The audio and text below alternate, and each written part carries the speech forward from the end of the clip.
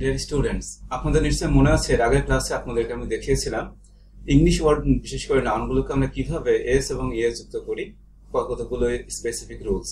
তো তার ধারাবাহিকতায় আমরা এখানে একই বিষয় নিয়ে কথা বলবো, সেটাকে আমরা বলছি ফরমেশন অফ প্লুরাল নাম্বার।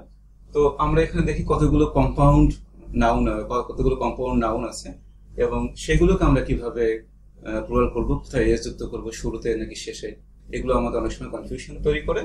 তো আমরা দেখি প্রথমে একটা ওয়ার্ড দেখুন, বেডরুম। এটা আসলে বেড এবং রুম দুটি নাউন।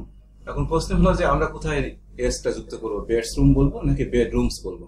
তো আপনারা মনে রাখবেন কম্পাউন্ড ওয়ার্ড থাকলে আমরা সাধারণত একেবারে শেষে গিয়ে শেষ নাউনের সাথে আমরা এস যুক্ত করব, অর্থাৎ বেডরুম হবে বেডরুমস এবং মোটর বাইক হবে মোটর বাইকস। আমরা কখনোই আগে নাউনের সাথে আমরা এস যুক্ত করতে পারি না, এটা মনে রাখবেন।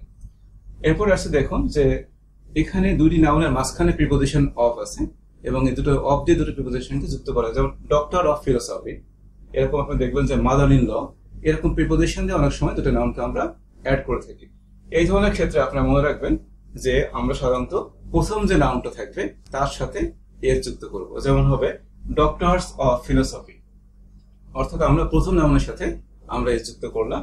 Mother's in law, fathers in law, sisters in law, এরকম যেগুলো আছে আপনারা মনে রাখবেন প্রথম যে নাউন থাকবে তার সাথেই আমরা এস যুক্ত করব, পরেরটার সাথে এস যুক্ত করা যাবে না। আরেকটি বিষয় হলো, যেমন ধরুন কতগুলো নাউন আছে যার সাথে ইয়ার আছে, পাসার, রানার, এক্সেট্রা।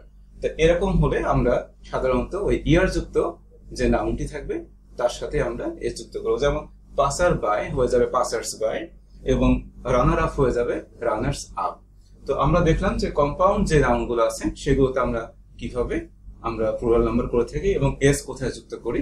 তা আমরা সহজে মনে রাখবো যে দুটি কম্পাউন্ড নাউন থাকলে আমরা সাধারণত শেষেরটাতে আমরা এস যুক্ত করি, আর যদি এটা প্রিপোজিশন অফ দিয়ে বা ইন দিয়ে যদি আলাদা হয়ে থাকে সেক্ষেত্রে আমরা প্রথম নাউন যেটা থাকবে সেখানে আমরা এস যুক্ত করবো, যেটা আপনাদেরকে দেখালাম এই স্লটে।